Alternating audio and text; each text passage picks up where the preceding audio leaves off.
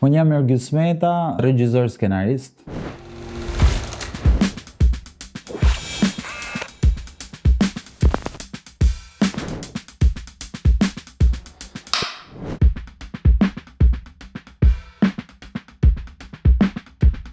Për marrë pjesë në festival me filmin Një prej nesh, flet për një ish ushtar të luftës Kosovës nga Shqipëria, i cili futet në forcat e policisë në Shqipëri dhe vun nga stresi post-traumatik.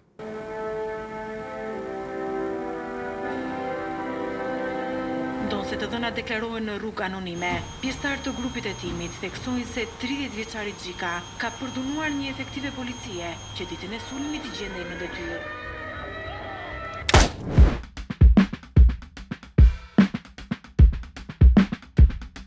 Suksesa fjalë e madhe, po le të themi që emocionet më të forta kanë qenë në Cottbus Film Festival, ku kanë bërë premierën e filmit Një prej nesh. Gjithashtu nuk mund të mohoj faktin edhe tek hyjnesha në front në Kosovë, kur shfaq për herë të parë në Kosovë, nga që ishin shumë ish ushtarë të luftës të Kosovës tek film festivali, kisha një lloj, si më thënë, përgjegjësia kur shfaq film. Shkoi shumë mirë, fitoi edhe çmimin e parë. Po, ishte emocion shumë i bukur.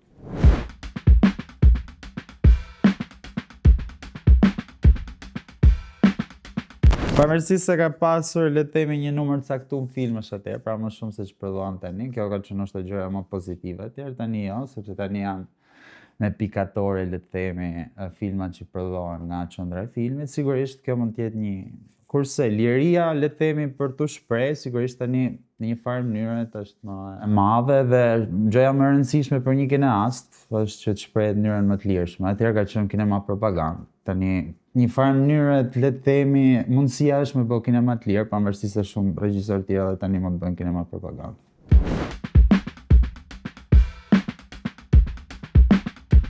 Një kineast shqiptar që më ka frymëzuar, me të thënë drejtën, do gënjehet kisha një, domethënë nuk mundem të them që më kam një autor që më ka frymëzuar të merrem me film.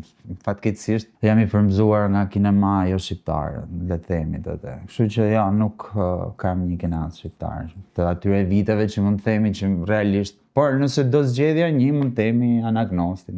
Anagnosti për një arsye, domethënë mund të them që ka pasur një lloj pëlqimi në mua për arsye se paktën me sa kam një gjuhë gjithmonë, me njerëzit vërdall që kemi ne në kineast të asaj periudhe. Ka qenë një person i cili çka ka shkruajtur ka drejtuar, edhe unë jam me këtë parim personalisht si regjisor. Për mua skenari është Bibël dhe duhet thjesht të xhirohet të tillë.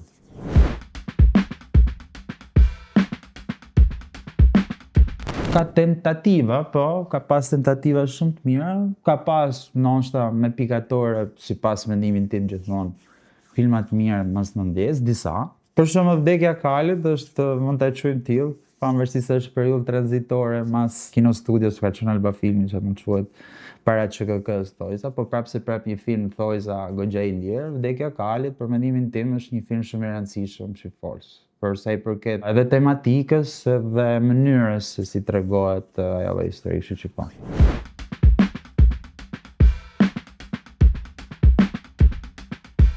Kinemaja e Kosovës ka pas lulëzimin e vet, sidomos pas luftës, dhe sidomos femrat, le të themi, regjisorët femrat të Kosovës kanë arritur me tregu post luftën në mënyrën më delikate të mundshme, shumë sinqert, në pika shumë të ndryshme të tematikës, kështu që po, nga Kosova mund të marrim shumë atë vërtetësinë se si tregohet realisht një sentiment edhe transmetohet me antimazhet.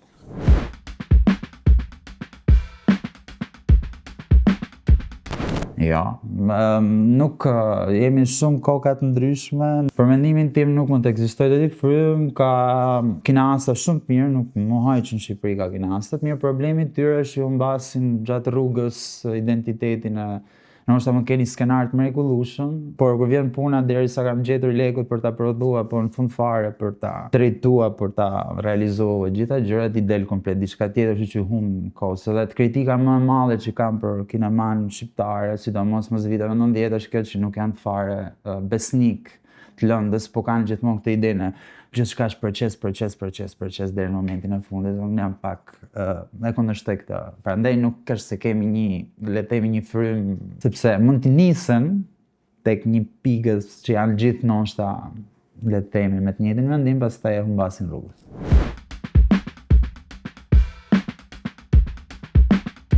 Sfida më e madhe në Shqipëri, unë jam pak me të thënë drejtën, më them gjëra troqe. Sfida më e madhe është që shumë njerëz talentuar, ku me vërtet ka një pjekëri të mirë fill, të mbase tani në thojza dhe një lloj eksperience për sa i përket filmbërjes, ato lënë hije për çështje tjera, sepse disa individa të cilët kanë gjetur disa mundësi në XY në aspekt produksioni, po janë aspekt artistik, kanë më shumë mundësi për të financuar, le të themi, për të bërë film në ta.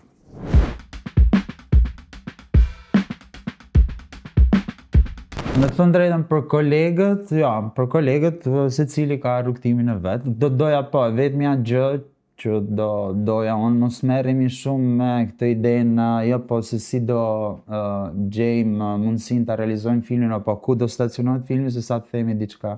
Ideja është ajo që po thoja më përpara, që kinastët, domethënë kolegët, mendoj që është shumë më mirë të merren me atë idenë artistike dhe atë gjën që dojnë me thonë. E të realizojnë pikërisht atë pa u influencu me aspektet ekonomike apo politike se në cilin festival do stacionohet filmi. Po të thot një e vërtetë me artistit, pra një këndvështrim. Se në fundit që është arti në vetvete, është me komuniku me masën, me grup madh njerëzit, pra nuk jemi duke bisedu në për kafe, po jemi duke bisedu me një publik gjërë, le ta themi, kritik apo edhe publik thjesht. Kështu që ne duhet me mësu me komuniku me këtë masë. Dhe arti është kjo, jo se të kondicionohet nga mënyra e financimit apo ku filmi do stacionohet. Të jenë më të lirë në idetë e tyre. Mendoj se po t'jesh besnik të artit tënd, mendoj se bëhet. Do t'jesh pak kokder, është shumë e vështirë, mbase ndonjëherë edhe të merr frymën, por është e bëshme.